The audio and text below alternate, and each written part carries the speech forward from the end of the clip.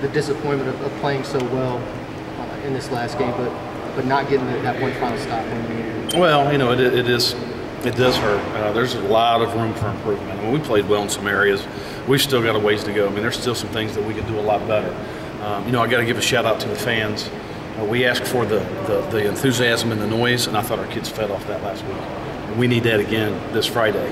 I really felt the crowd. I think our kids felt the crowd. They played with a lot of passion, a lot of enthusiasm. We played extremely fast. You know, we talked last week sitting here. I told you guys they were a little bit of a frustrating, aggravating offense.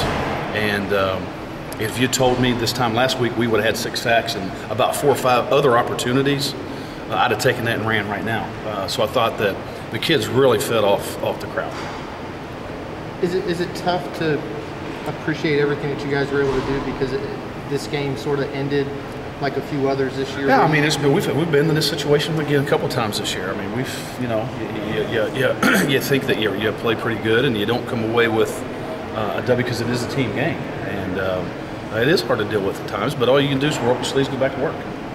Was it disappointing, maybe even more so because it seemed like you guys had turned a corner a little bit in that Syracuse game, coming up with some big stops late, and then maybe just seeing this one revert back a little bit? Well, you know, you go back to the Rutgers game. I thought we played extremely well at Rutgers.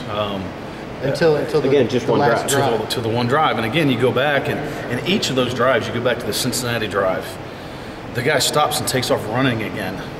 It was a blown route. It was a blown call. And Claris gets rid of the ball. You go to Sanu on 4th down and 10, laying on his belly, and flips the ball to himself.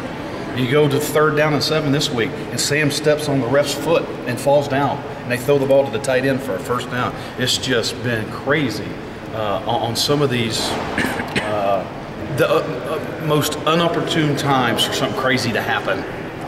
It's happened on a lot of our 2-minute drives this year. And, you know, we've went back and looked at the calls. We've done everything. Dropped 8, blitz, played man, played zone.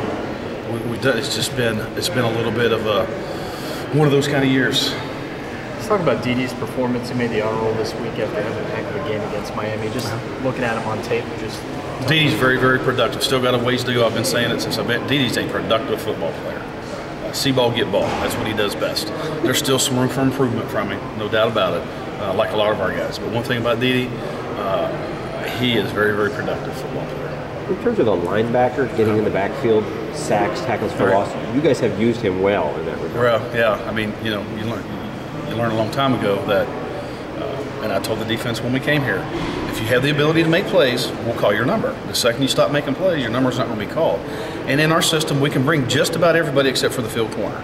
Right. And those that are productive, those are the guys that we bring. And Didi's been able to do that.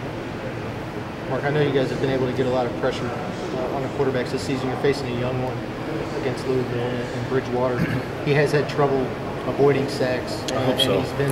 He's been making his share of mistakes too as a young guy. You know, just talk about the need for maintaining the pressure, and if you try to bring a little bit more to force him in. I think we got to be careful there. You know, as I look at Teddy, the maturation process in him this year has went like this each and every game. Last week at UConn, he threw the ball to 9 different receivers before I stopped counting, which tells you he's starting to look the field over. And UConn's pretty good on defense.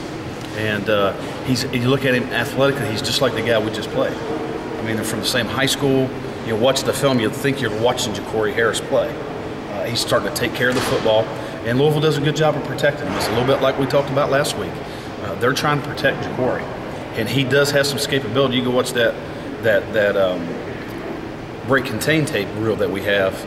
He's just like Ja'Cory now. We've got our hands full. We're going to have to make sure we condense the pocket and do some things that we did this past week, and we can't just pin our ears back and go, this kid will hurt you. What are the challenges you think Louisville presents for you offensively? We got to stop the run and don't give up the big play.